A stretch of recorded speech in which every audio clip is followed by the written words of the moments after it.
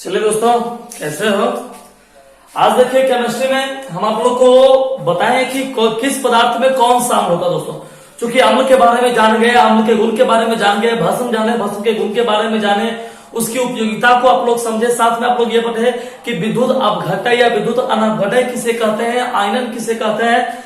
कल आप लोग ये भी पढ़े कि सूचक किसे कहते हैं, ऑल्फैक्टरी सूचक किसे कहते हैं। तो आज हम लोग पढ़ेंगे अम्ल के बारे में दोस्तों, कि आखिर किस पदार्थ में कौन सा अम्ल होता है, और साथ में कि अम्ल की क्षमता कैसे हम लोग पता करेंगे, ठीक ना। अम्ल को कितने भागों में बांटा गया दोस्तों, ठीक ना।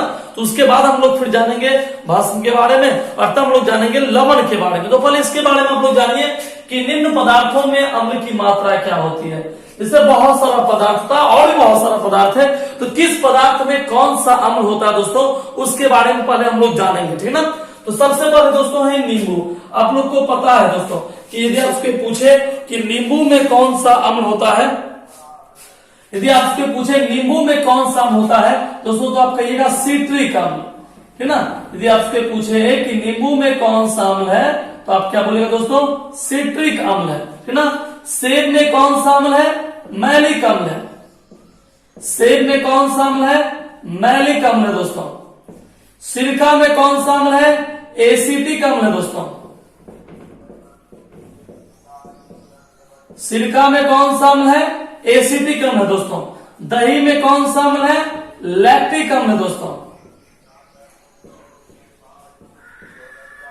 लैक्टिक अम्ल। विटामिन सी में कौन सा अम्ल है दोस्तों, एस्कॉर्बिक अम्ल है दोस्तों।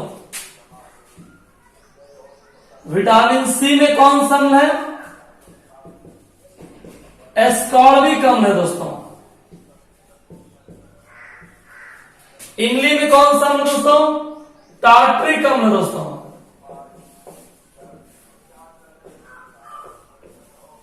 लाल चींटी में कौन सा अम्ल है, फॉर्मिक अम्ल है। टमाटर रस में कौन सा अम्ल है, ऑक्जेलिक अम्ल है। अमाशय रस में कौन सा अम्ल है, हाइड्रोक्लोरिक अम्ल है दोस्तों। और चाय में कौन सा अम्ल है, टैनिक अम्ल है। तो इसको आप लोग नोट कर लीजिए। ऑलरेडी आप लोग को याद है कि किस पदार्थ में कौन सा अम्ल है, पिछले वीडियो में आप लोग को बताए थे, याद भी करवा दिए थे। बस आपको कॉपी में लिखना था, हम आपको बनाने के लिए दिए थे। तो एक बार आप नोट करते हुए चलिए किस पदार्थ में कौन सा अम्ल है। तो ऊपर में एक छोटा सा हेड दीजिए, निम्न पदार्थों में अम्ल। उसके बाद एक लाइन से आप उतार लीजिए, नींबू में कौन सा अम्ल है, सिट्रिक अम्ल है। सेब में कौन सा अम्ल है, मैलिक अम्ल है। सिरका में कौन सा अम्ल है, एसिटिक अम्ल है।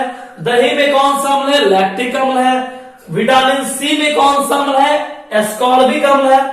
इमली में कौन सा अम्ल है, टार्ट्रिक अम्ल है। लाल चींटी में कौन सा अम्ल है, फॉर्मिक अम्ल है। टमाटर में कौन सा अम्ल है, ऑक्जेलिक अम्ल है। अमाशय रस में कौन सा अम्ल है, हाइड्रोक्लोरिक अम्ल है। चाय में कौन सा अम्ल है, टैनिक अम्ल है। तो इसको आप लोग उतारिए दोस्तों।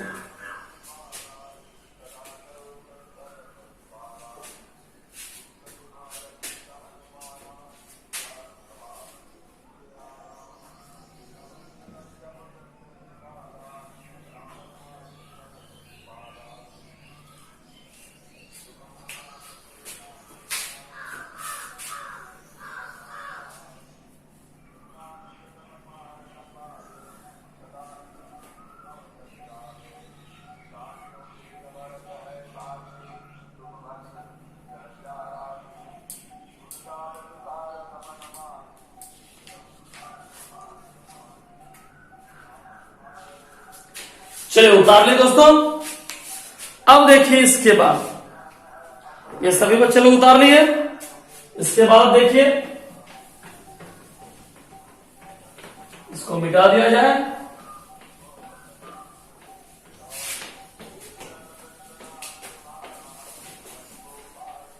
चलिए ये मिट गया। अब जानिए दोस्तों अम्ल के प्रकार। अम्ल को कितने भागों में बांटा गया दोस्तों, कितने प्रकार के अम्ल होते हैं। वैसे दोस्तों अम्ल तो खैर अम्ल ही होता है, लेकिन उसको दो भागों में वर्गीकृत किया गया। कौन कौन, एक होता है प्रबल अम्ल, जिसको इंग्लिश में बोलते हैं स्ट्रॉन्ग एसिड, और एक होता है दुर्बल अम्ल, वीक एसिड। जानिए दोस्तों, ऑलरेडी हम आपको बता चुके हैं, फिर भी एक बार में जानिए, है ना, कि प्रबल अम्ल और दुर्बल अम्ल किसे कहते हैं। इसको स्ट्रॉन्ग एसिड और इसको वीक एसिड।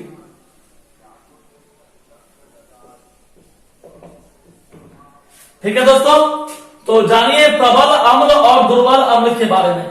देखो परिभाषा बिल्कुल सिंपल है दोस्तों, ठीक ना, परिभाषा बिल्कुल आसानी यदि आपसे कोई पूछे प्रबल अम्ल किसे कहते हैं, सामान्य भाषा बोलो कि ऐसा अम्ल जो जल में पूर्णतः घुलकर, मतलब यदि आपसे नाम है प्रबल स्ट्रॉन्ग, मतलब कि ऐसा अम्ल जो जल में घुलकर या पूर्णतः घुलकर हाइड्रोजन आयन देता है, उसे हम लोग क्या कहते हैं, प्रबल अम्ल कहते हैं। क्लियर हो गया। क्या बोलेगा कि वैसा अम्ल जो जल में घुलकर अधिक मात्रा में हाइड्रोजन आयन देता है, या जो जल में पूर्णतः घुलकर अधिक मात्रा में हाइड्रोजन आयन देता है, उसे हम लोग क्या कहते हैं बाबू, प्रबल अम्ल कहते हैं। क्लियर हो गया, है ना। जैसे हाइड्रोक्लोरिक अम्ल, सल्फ्यूरिक अम्ल, ये सब एक प्रबल अम्ल है दोस्तों, ठीक ना। मतलब नामे प्रबल, इसका मतलब कि जो जल में पूरा घुले, समझो मेरी बात को, जो जल में पूरा घुले और घुलने के बाद कौन आयन दे बाबू, हाइड्रोजन आयन दे, उसे हम लोग क्या कहते हैं, प्रबल अम्ल कहते हैं। ठीक है, तो आप लोग लिख लीजिए, नोट कीजिए पूरा, हेडिंग मारिए प्रबल अम्ल, इंग्लिश में स्ट्रॉन्ग एसिड, और लिखिए लिखा है, लिखिए वैसा अम्ल जो जल में घुलकर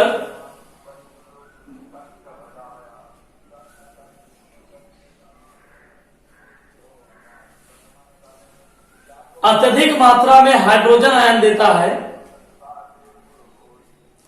अत्यधिक मात्रा में हाइड्रोजन आयन देता है,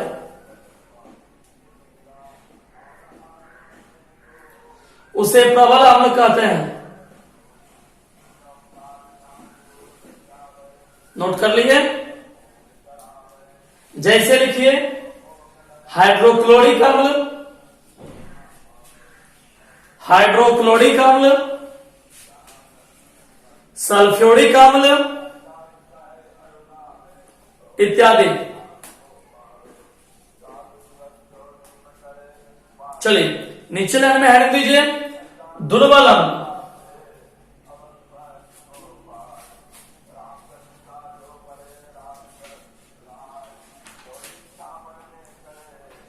इंग्लिश में वीक एसिड,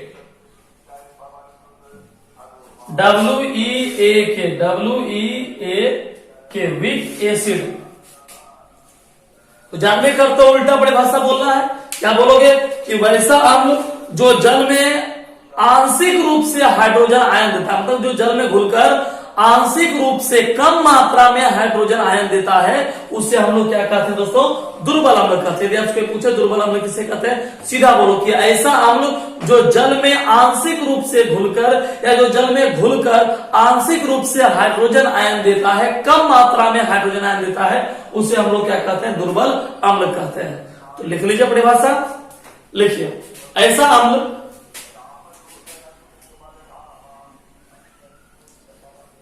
जो जल में घुलकर, जो जल में घुलकर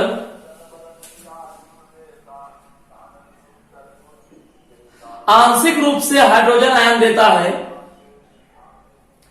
आंशिक रूप से हाइड्रोजन आयन देता है,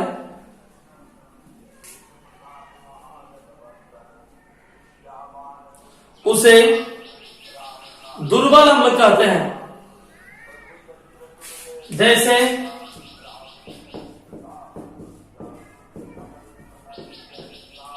बोरिक अम्ल,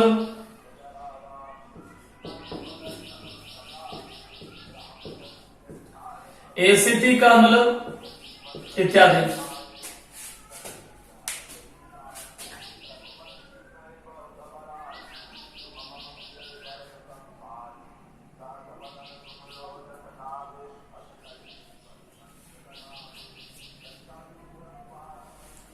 चलिए दोस्तों उतार लिए, एग्जाम्पल लिख लिए, बोरिक अम्ल, एसिटिक अम्ल।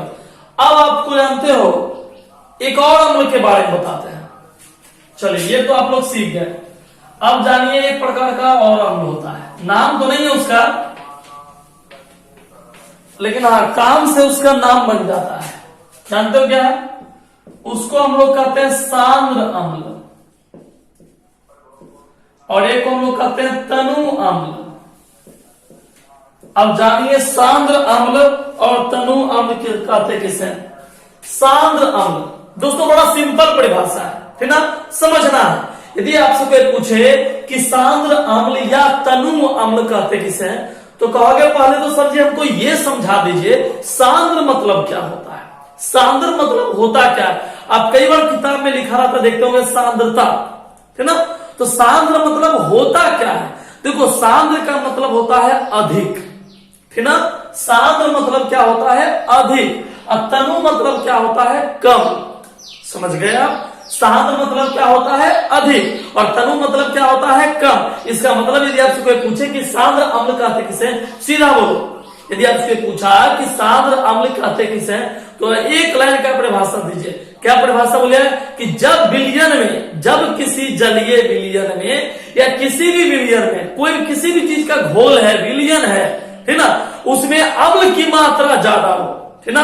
यदि किसी जलीय विलयन में अम्ल की मात्रा ज्यादा हो तो उसे हम लोग क्या कहेंगे? सांद्र अम्ल। कंप्लीट हो गया। सांद्र का मतलब क्या होता है? अधिक। मतलब कि जिस पदार्थ में, जिस विलयन में, है ना, जिस यौगिक में, जिस मिश्रण में अम्ल की मात्रा ज्यादा होगी उसे हम लोग क्या कहेंगे? सांद्र अम्ल।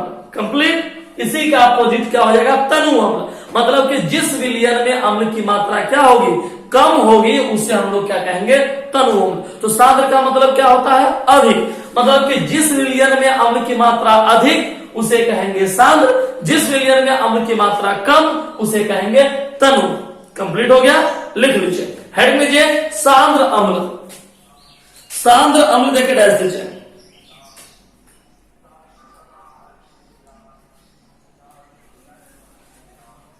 डैश के लिखिए। जब विलयन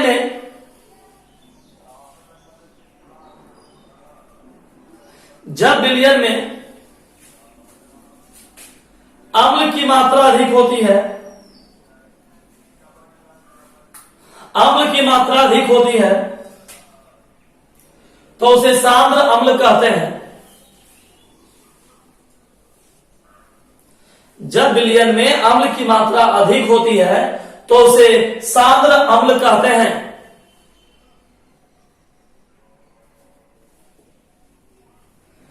नीचे लिखिए तनु अम्ल।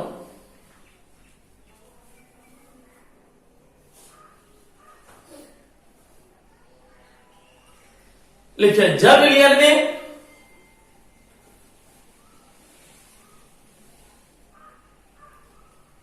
अम्ल की मात्रा कम होती है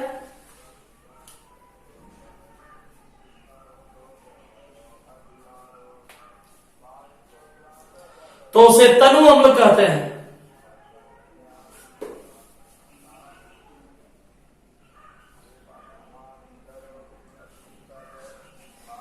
तो उसे तनु अम्ल कहते हैं। लिख लिए। चलिए नीचे हेड दीजिए दोस्तों, प्रबल भस्म और दुर्बल भस्म।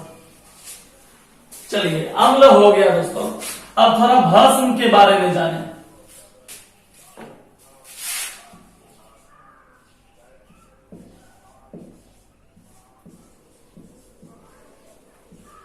प्रबल भस्म इंग्लिश में क्या कहेंगे? Strong base.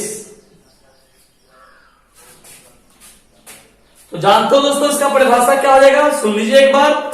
यदि आपसे पूछे प्रबल भस्म कहते किसे हैं, वही परिभाषा बोलना है। क्या बोलोगे?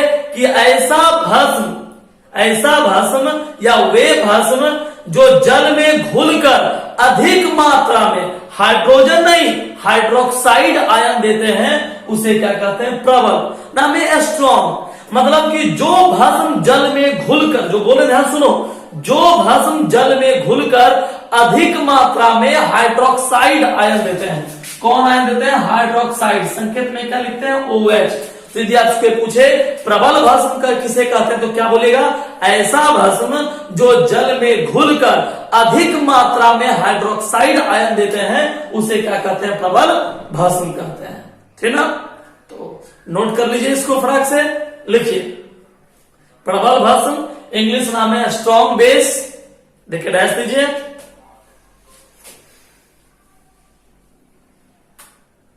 दे दिए, लिखिए ऐसा भस्म जो जल में घुलकर, ऐसा भस्म जो जल में घुलकर अत्यधिक मात्रा में हाइड्रोक्साइड आयन देते हैं, अत्यधिक मात्रा में हाइड्रोक्साइड आयन देते हैं, उसे प्रबल भस्म कहते हैं।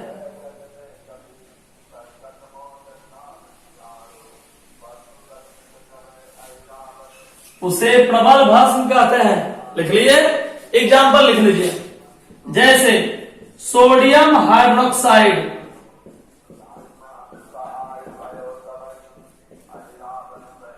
सोडियम हाइड्रोक्साइड संकेत है NaOH, कंप्लीट है।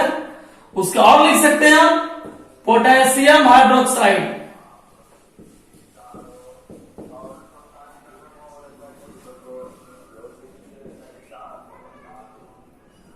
पोटेशियम हाइड्रोक्साइड संकेत लिख सकते हैं KOH इत्यादि कर दीजिए।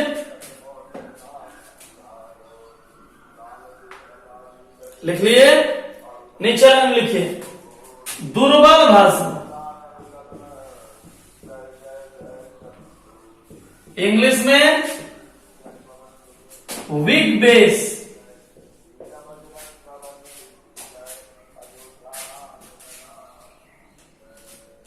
Weak base. तो परिभाषा जस्ट उल्टा बोलिएगा, क्या बोलेगा, ऐसा भस्म जो जल में घुलकर अधिक नहीं आंशिक रूप से, आंशिक का मतलब होता है कम, तो जो जल में घुलकर अधिक मात्रा में हाइड्रोक्साइड आयन दे उसे कहते हैं प्रबल भस्म, और जो जल में घुलकर कम मात्रा में आंशिक रूप से हाइड्रोक्साइड आयन दे उसे हम लोग क्या कहते हैं दोस्तों, दुर्बल भस्म। यदि आपसे कोई पूछे दुर्बल भस्म कहते किसे हैं, क्या बोलेगा, ऐसा भस्म जो जल में घुलकर आंशिक रूप से हाइड्रोक्साइड आयन दे उसे हम लोग क्या कहते हैं, दुर्बल भस्म कहते हैं। नोट कर लीजिए, लिखिए दुर्बल भस्म देके डैश दीजिए और लिखिए ऐसा भस्म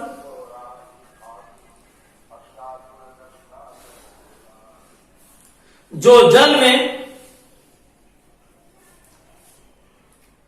घुलकर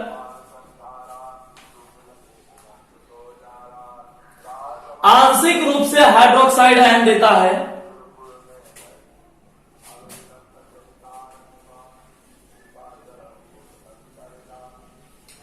आंशिक रूप से हाइड्रोक्साइड आयन देता है, उसे दुर्बल भस्म कहते हैं।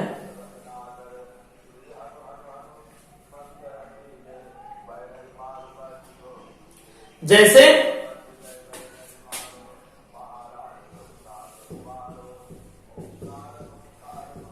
कैल्शियम हाइड्रोक्साइड,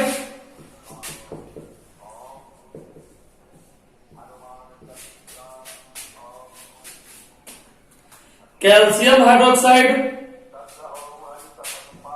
अमोनियम हाइड्रोक्साइड,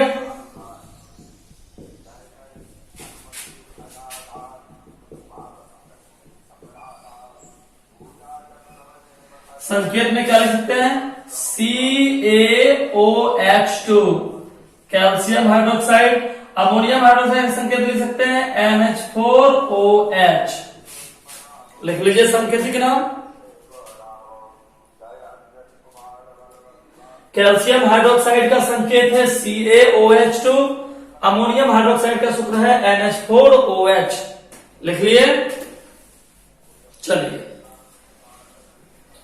अब आपको बताते हैं दोस्तों पीएच मान। याद तो होगा ही सब लोग को, हम पिछले वीडियो में बता चुके हैं पीएच मान। सब लोग को याद होगा, लिख लीजिएगा और ज्यादा याद हो जाएगा, कंप्लीट हो जाएगा। अब आपसे हम पूछताछ तो नहीं कर सकते, लेकिन एक दो बार लिखा करके सुन करके, ठीक ना, याद करवा सकते हैं। क्लास होता तो पूछताछ कर लेते हैं। चलिए 2-3 बार पढ़िएगा, याद जाएगा। तो ऊपर में बड़े अक्षरों में हेडिंग दीजिए, बीच में पीएच मान।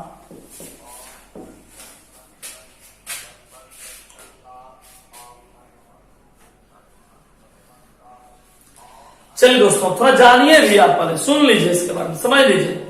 हम आपको बताए थे दोस्तों कि यदि आपसे कोई पूछे कि पीएच मान का मतलब क्या होता है, तो आप कहिएगा पीएच।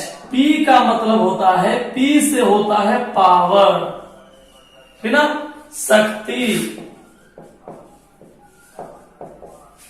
ठीक है। और एच का मतलब होता है हाइड्रोजन,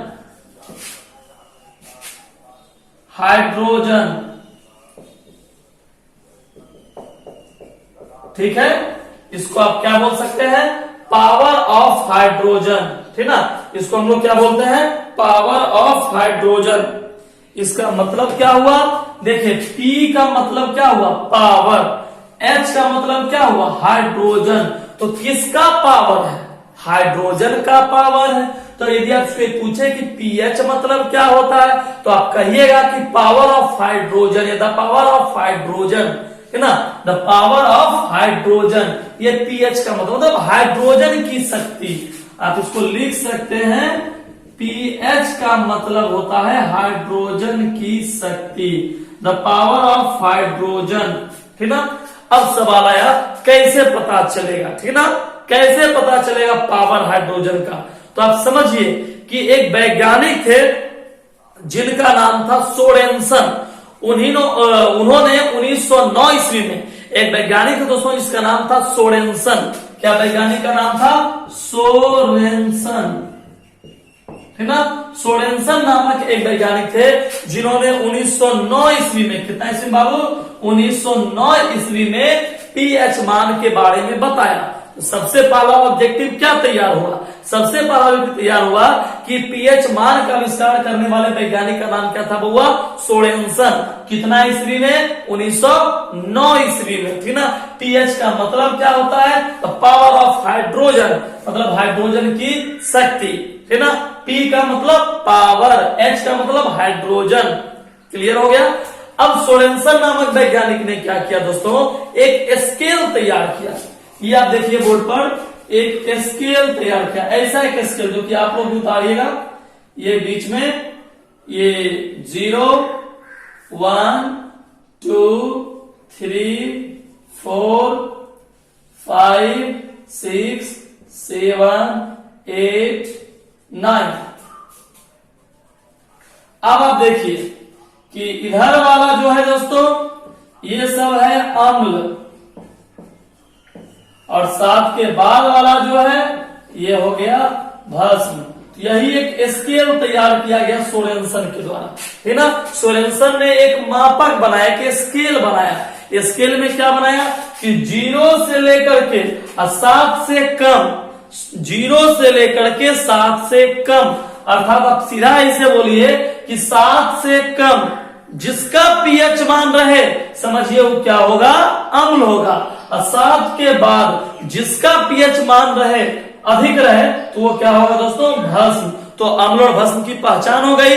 मतलब यदि आपसे कोई पूछे कि पीएच मान क्या बताता है, तो आप कहिएगा कि किसी भी पदार्थ के अम्ल और भस्म की पहचान बताता है। यदि आपसे कोई पूछे कि पीएच मान क्या बता रहा है, तो आप कहिएगा कि किसी भी अम्ल और भस्म की पहचान बताता है। कौन, पीएच मान। कैसे बताता है, तो सोरेनसन नामक वैज्ञानिक ने एक स्केल दिया। उस स्केल में क्या हुआ कि 7 से कम, ठीक ना, 7 से कम जो भी संख्या है सब अम्लीय गिनती में आएगा दोस्तों, लेकिन 7 के बाद जो भी है सबका सब भास्मिक गुण होगा। 7 से कम अम्ल, 7 से अधिक भस्म।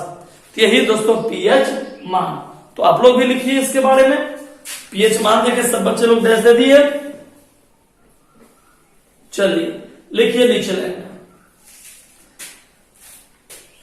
लिखिए P का अर्थ होता है पावर, जो बोल रहे हैं उसको लिखते जाइए। P का अर्थ है पावर,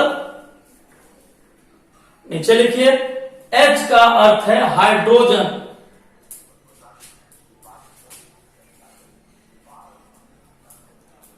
अर्थात द पावर ऑफ हाइड्रोजन, अर्थात द पावर ऑफ हाइड्रोजन,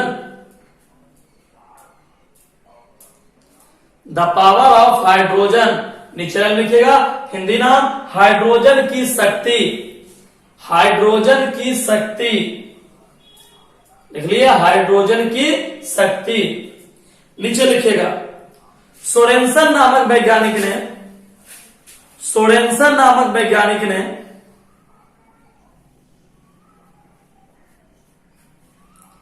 1909 ईस्वी में, 1909 ईस्वी में किसी विलयन की अम्लीय शक्ति को ज्ञात करने के लिए, किसी विलयन की अम्लीय शक्ति को ज्ञात करने के लिए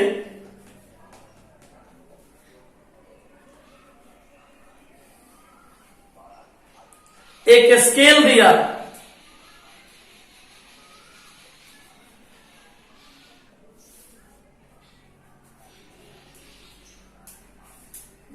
आप ईस्वी भी ब्रैकेट में लिख सकते हो, 1909 ईस्वी, ईस्वी कोई जरूरी नहीं है, लेकिन चाहे तो आप ना, एक स्केल दिया जिसे पीएच स्केल कहते हैं, जिसे पीएच स्केल कहते हैं।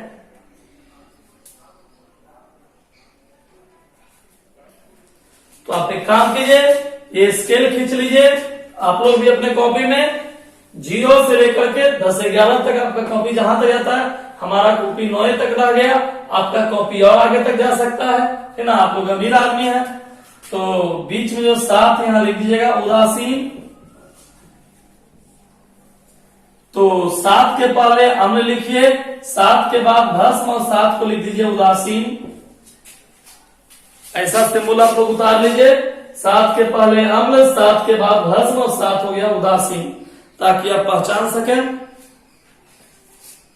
सब लोग उतार लिए, थोड़ा जल्दी उतारिए।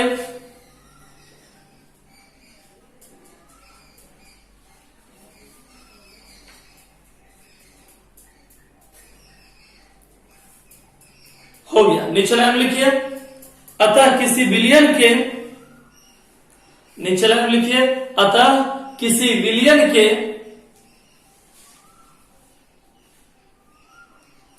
पीएच का मान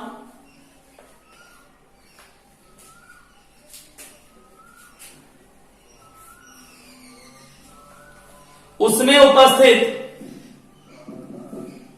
किसी विलयन के पीएच का मान उसमें उपस्थित हाइड्रोजन आयन की सांद्रता, हाइड्रोजन आयन की सांद्रता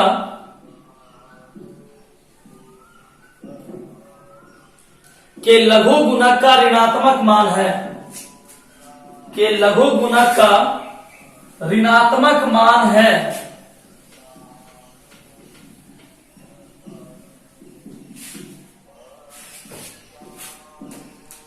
शॉर्ट में लिख लीजिए log 1/h, ऐसे लिख लीजिए आप लोग,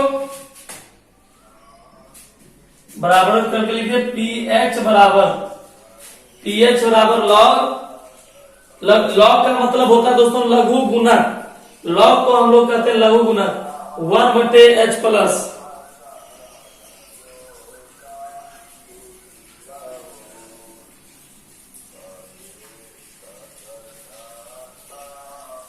चलिए दोस्तों, तो ये फार्मूला हो गया पीएच मान के लिए, सांद्रता के मान के लिए। चलिए अब नीचे लाइन में लिखिए दोस्तों, दैनिक जीवन में पीएच मान का महत्व, दैनिक जीवन में पीएच मान का महत्व,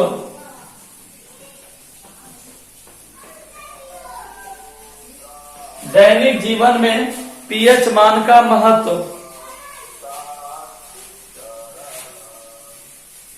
लिख लिया दोस्तों। नंबर 1 लिखिए, पाचन क्रिया में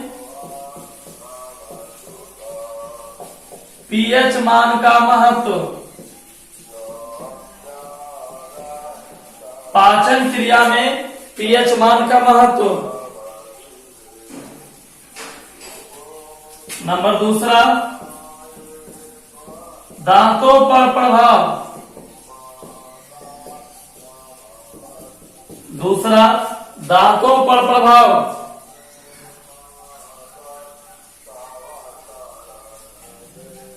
नंबर तीसरा, थकान के समय शरीर पर प्रभाव। थकान के समय शरीर पर प्रभाव।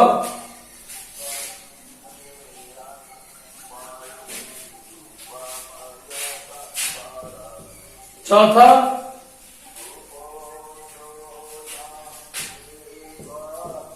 बर्तन के धब्बों को दूर करने में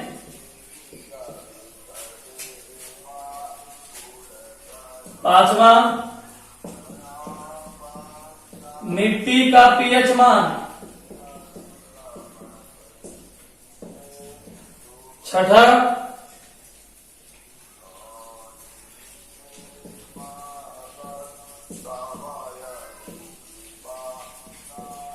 जलीय जीव का पीएच मान।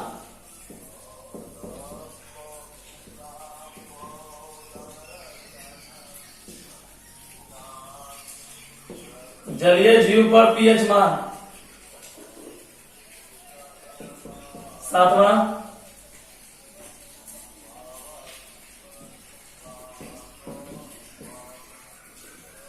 प्रकृति द्वारा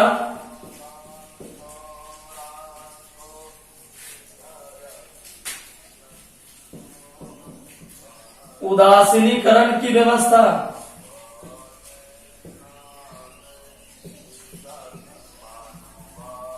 चलिए दोस्तों, यही 7 टॉपिक है, इसको आप लोग लिखिए, उतारिए, फिर एक एक करके हम सबको समझाते हैं।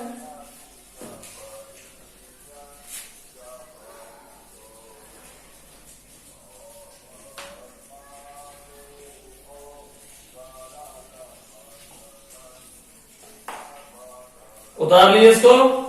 चलिए अब एक एक करके सबको समझिए दोस्तों, है ना। ये टोटल टॉपिक को एक एक करके समझना है। ये लिख तो लिए, अब इसका हम सब का डिफाइन करते हैं समझाने के लिए, तो समझिएगा। तो आज हम टोटल 4 तक आज डिफाइन करते हैं, बाकी 3 कल डिफाइन करेंगे दोस्तों। तो पहले समझिए पाचन क्रिया में पीएच मान का क्या महत्व है दोस्तों। जैसे इस चीज को आप समझो, ठीक ना, लिख तो लिए हैं, समझना है। जैसे मान लीजिए कि आप कई बार गए भोज खाने के लिए, जाते ही हो। अभी लॉकडाउन में सीजन बंद चल रहा है, कहीं भोज भी है तो लोग कर नहीं रहा है, ठीक ना, करेगा कहां से, समझते ही दुकान से बंद है।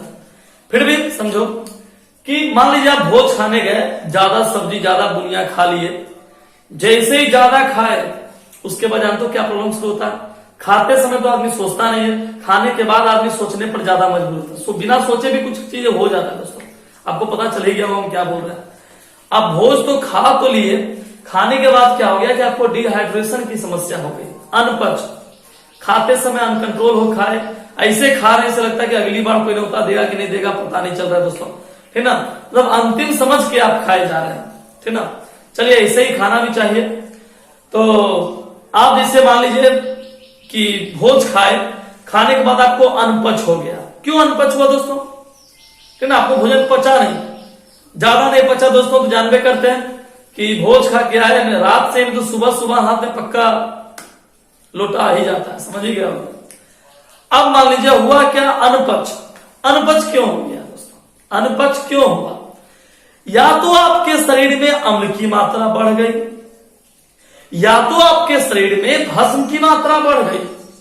मतलब आपका खाना पच नहीं रहा है, और हमारे शरीर में हाइड्रोक्लोरिक अम्ल है, HCl अम्ल है। आप पहले पढ़ चुके हैं कि हमारे शरीर में भोजन का पाचन हाइड्रोक्लोरिक अम्ल करता है, लेकिन शायद आपका भोजन पच नहीं पाया। इसका मतलब कि हाइड्रोक्लोरिक अम्ल बेअसर हो गया, हुआ ना।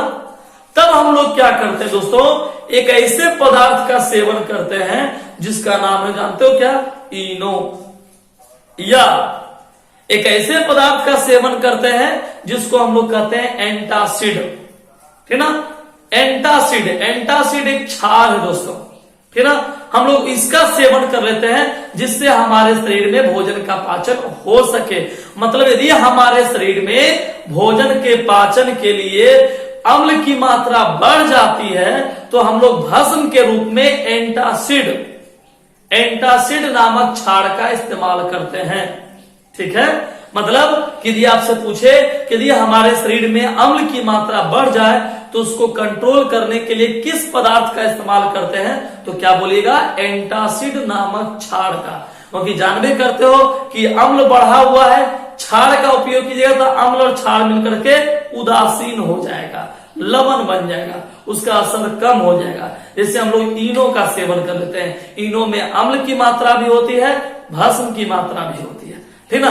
हाँ, कुछ ऐसा ही भोजन कर लिए, जैसे इनो कब करते दोस्तों, ठीक ना।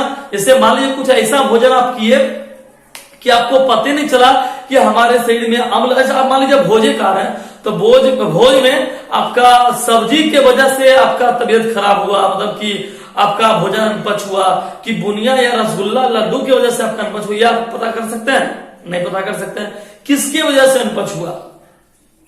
अच्छा, मान लीजिए अम्ल की मात्रा बढ़ गई भोज में, यदि आप सब्जी कम खाए, बुनिया पर चोट ज्यादा मार दिए, ठीक ना, तो अम्ल की मात्रा बढ़ गई। और ऊपर से आप क्या किया, जानबे कर तो भोज में थोड़ा सा दही भी मिलता है, ऊपर से देखिए कभी दही भी, कभी आप बूढ़े लोग को देखिए, वो जितना चाव से दही खाएगा दोस्तों उतना चाव से कुछ नहीं खाता है, आधा पत्तल से बाहर भाग रहा, वो लपेटता बड़े गजब तरीके से दोस्तों।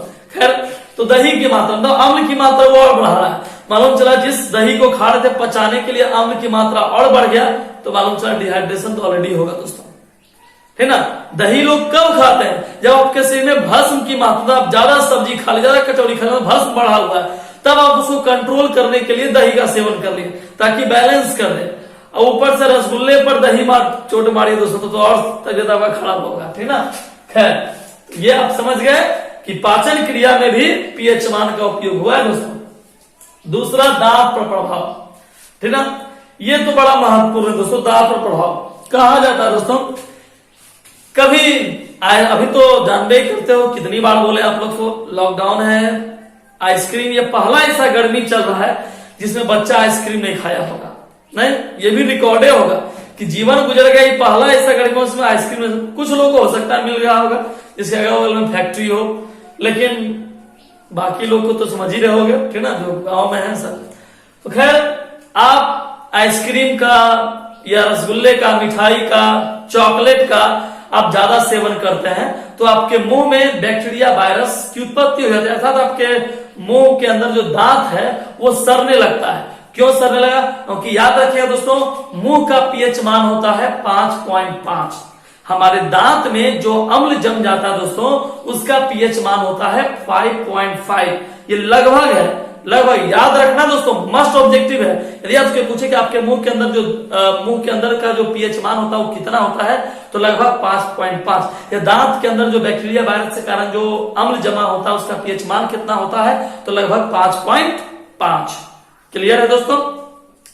तो समझिए, तो हमारे मुंह का पीएच मान 5.5 है, तो हमारे मुंह में अम्ल की मात्रा बढ़ गई जिससे बैक्टीरिया, वायरस का प्रभाव बढ़ गया, आपका दांत सड़ने लगा। उस सड़ने से बचाने के लिए हम लोग क्या करते हैं दोस्तों, टूथपेस्ट का इस्तेमाल करते हैं, जैसे नीम हो गया या फिर नमक हो गया, या इस तरह का, जिस तरह न्यूज में आप सुनते होंगे या प्रचार एड में आप देखते होंगे कि बहुत सारा टूथपेस्ट आता है, इसमें कहता है कि भाई इसमें सॉल्ट की मात्रा है, इसमें नीम की मात्रा है। तो खास तौर पे हम लोग उस टूथपेस्ट का यूज ज्यादा करते हैं जो कि भास्मिक हो, मतलब जो कड़वा लगे, ठीक ना, जिसमें नमक की मात्रा, नीम की मात्रा ज्यादा हो, वो टूथपेस्ट का इस्तेमाल करते हैं ताकि भस्म की मात्रा बढ़े और आपका मुंह का पीएच मान बैलेंस में हो जाए, ठीक है।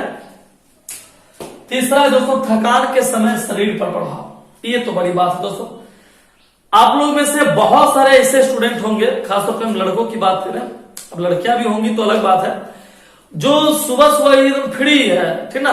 जो मैट्रिक के स्टूडेंट जो अभी पढ़ रहे हैं उनका तो बेचारा मजबूरी है, वो भले क्लास आए ना आए, बाजार घूमने जाए ना जाए, लेकिन उनका दिमाग में सिरदर्द है कि भाई पढ़ना तो पड़ेगा ही, कि एग्जाम देना ही है, मजबूरी है, भले क्लास होना हो, लेकिन गार्जियन आपको सोने देगा नहीं। तो आप सुबह सुबह उठ के, फिर भी जो डेली रूटीन था वो तो खत्म हो चुका है। तो कुछ लड़के लोग क्या करते हैं, थोड़ा सा वीडियो देख रहे हैं आजकल मोबाइल पर, तो बहुत सारे बॉडी बिल्डर को देखते हैं, उनकी भी इच्छा होती है कि आज हम भी एकदम, ठीक ना, रोमन रिंग्स बनिए जाए, ठीक ना, अंडरटेकर बनने का शौक सबको अब चढ़ गया है। तो करने के चक्कर में सुबह सुबह उठे, तुरंत जिम करना शुरू किए, एक्सरसाइज करना शुरू किए, नहीं भी ईटा उठ रहा है, जबरदस्ती उठा रहे हैं, भाई कहीं बॉडी बन जाए, है ना, जाएगा तो अच्छा देख देख के भी लगता है 2 बजे एक पटका मार ही दे। खैर वो तो सही है। अब आप क्या किए दोस्तों कि यदि आप नहीं कर रहे थे, अचानक आप ईटा पत्थर उठाना शुरू कर दिए देखा देखी में, 1-2 दिन तक होता है दोस्तों, ठीक है, ये सब चीजें 1-2 दिन, फिर आपका शरीर थकेगा और थकान में कहा दो छोड़ो, ठीक है, जो है 0 पैक नहीं हम लोग, ठीक है, काहे का 6 पैक बनाना है, ठीक ना। फिर भी आप ईटा उठाए, ठीक ना, या कुछ एक्सरसाइज किए, हाथ पैर टेढ़ा किए, तो आपके शरीर में अचानक दर्द उत्पन्न हो गया दोस्तों, आपके शरीर में अचानक क्या हुआ, दर्द उत्पन्न हुआ। अब आपसे कोई पूछे कि भाई दर्द क्यों उत्पन्न हुआ, तो याद रखिए दोस्तों, अच्छा दर्द जानते हो कहां उत्पन्न होता है, मांसपेशियों में, अन्यथा जोड़ों पर, जहां हड्डियों का ज्वाइंट होता है, सबसे अधिक मांसपेशियों में। यदि अपने हाथ का ये एक्सरसाइज कर रहे हो, पूरे हाथ एक्सरसाइज कर रहे हो, तो आपका मसल्स जो, या चेस्ट हो गया या गर्दन हो गया, ये सब में आपको ज्यादा पेन करता है, या पैर हो गया, आप तेजी में दौड़ रहे, आप सुबह उठे दौड़ना शुरू किए, पैर में काफी जोर से आपको पेन करेगा, तो वहां भी होता है अम्ल की वजह से दोस्तों, अर्थात हमारे शरीर में अम्ल की मात्रा बढ़ जाती है। सवाल है हमारे शरीर में कौन सी अम्ल की मात्रा बढ़ती है, तो नाम याद रखिएगा, लैक्टिक अम्ल दोस्तों। अर्थात यदि आपसे कोई पूछे कि एक्सरसाइज करने के बाद हमारे शरीर में किस अम्ल की मात्रा बढ़ती है, तो आप क्या बोलिएगा, लैक्टिक अम्ल की मात्रा हमारे शरीर में बढ़ती है, जिसकी वजह से मांसपेशियों में दर्द होता है। यदि आपसे कोई ऐसा पूछे कि मांसपेशियों में दर्द किस अम्ल की वजह से होता है, तो क्या बोलिएगा, लैक्टिक अम्ल की वजह से होता है। क्लियर हो गया। चौथा है दोस्तों, बर्तन के धब्बों को दूर करने में, ठीक है ना, ये भी समझिए। अच्छा जनरली स्टील का बर्तन उतना गंदा नहीं हो पाता, हो भी गया तो महिलाएं रगड़ के साफ करती हैं। तांबे के बर्तन की बात किया दोस्तों, पुराने समय में तांबे के बर्तन को साफ करने के लिए राख का इस्तेमाल करते थे दोस्तों, ठीक ना, क्योंकि आप देखते होंगे कि तांबे के बर्तनों में क्या होता है, बहुत सारे रंगीन धब्बे पड़ जाते हैं गंदा होने के बाद, कहीं काला, कहीं पीला, कहीं हरा, कहीं भूरा, बहुत रंगीन धब्बे होते हैं, गंदगी होते हैं, ठीक ना। उसको कहते क्या, उस गंदगी का नाम दोस्तों कॉपर भास्मिक ऑक्साइड, ठीक ना। कॉपर, यदि आपसे पूछे कि तांबे, यदि आपके घर में तांबा का बर्तन होगा और बहुत दिन से पड़ा हुआ देखे, बहुत सा गंदगी लगा है, काला पड़ चुका है, हरा हो चुका है, आपसे पूछे इसका क्या नाम है, तो कहोगे बर्तन का भी कोई नाम होता नहीं, उस गंदगी का क्या नाम है, तो आप कहिएगा कॉपर भास्मिक ऑक्साइड, ठीक ना। अब क्या किए, उस मतलब भास्मिक है दोस्तों, भास्मिक है, तो उस भस्म को हटाने के लिए किसका इस्तेमाल करेंगे, अम्ल का इस्तेमाल करेंगे। तो अम्ल के रूप में कौन सा अम्ल दोस्तों, या तो याद रखिएगा, तांबा के बर्तन के धब्बों को दूर करने के लिए या तो नींबू के रस का इस्तेमाल करना चाहिए या इमली के रस का इस्तेमाल करना चाहिए दोस्तों, जिससे क्या होता है, कॉपर सिट्रिक ऑक्साइड, ठीक ना, का निर्माण होने लगता है, मतलब कि नींबू के रस का जैसे इस्तेमाल किए वह धब्बों को बिल्कुल दूर कर देता है और आपका बर्तन साफ हो जाता है दोस्तों। तो खैर रहने दीजिए, अब आप लोग जो टॉपिक बताए हैं उसको सुनिए और याद करने की कोशिश कीजिए। कल हम आप लोग को लवण और साथ में सोडियम हाइड्रोक्साइड का निर्माण विधि समझाएंगे। ठीक है दोस्तों, धन्यवाद।